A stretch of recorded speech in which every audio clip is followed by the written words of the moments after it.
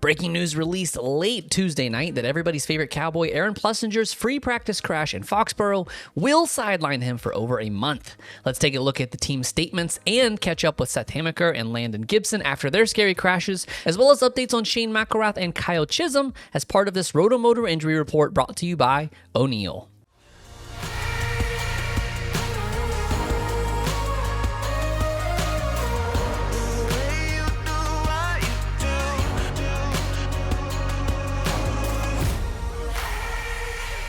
Starting at the top, Red Bull KTM's Aaron Plessinger went down during the opening free practice session in Foxborough, causing him to miss the night show. Originally, Aaron was in good spirits, signing autographs and fraternizing with fans while saying, "Not the news I wanted to report tonight. I won't be racing after a practice crash in session 1, tweaked my elbow and not feeling comfortable enough to race. Bummed for the team with all the hard work they put in, and sorry to all the fans that came out to watch me race."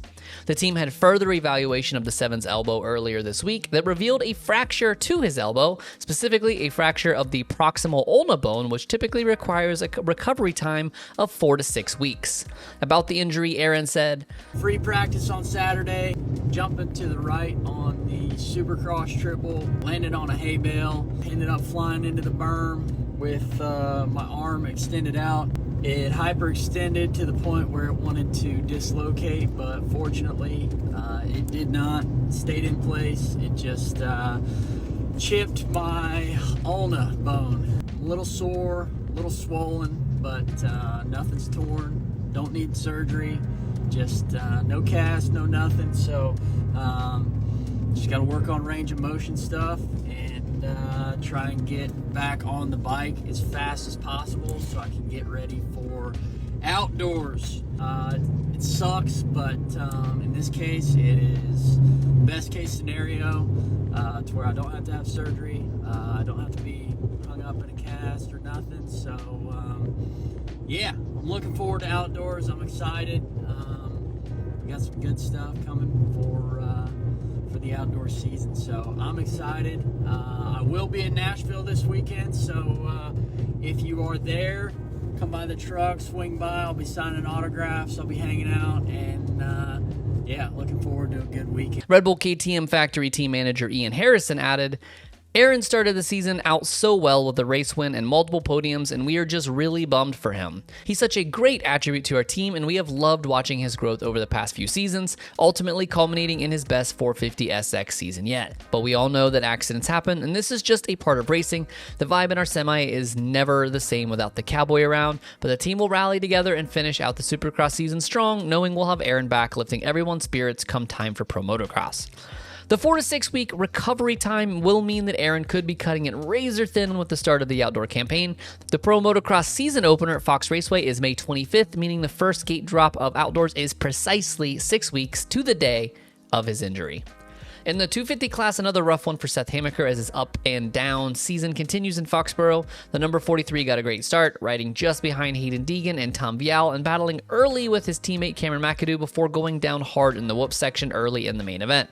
Seth attempts to brace for impact with his right arm and seems to absorb the majority of the impact on his right shoulder. Hammaker was able to recover and get up under his own power before riding to the mechanics area and ultimately leaving the floor with his mechanic in tow.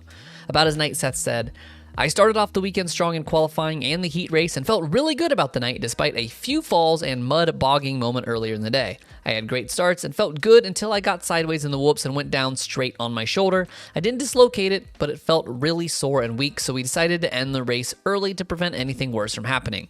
We have the speed, I just need to stop making these small mistakes. Now we need to get ready for the East-West showdown." Very fortunate that Seth escaped that incident without serious injury. Despite multiple DNFs, Seth has managed to make every gate drop this season after having raced only 2 main events in the previous 2 Supercross seasons combined.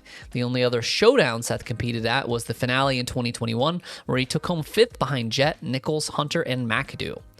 And a promising young Supercross Futures rider will miss time after a crash in qualifying resulted in a broken collarbone.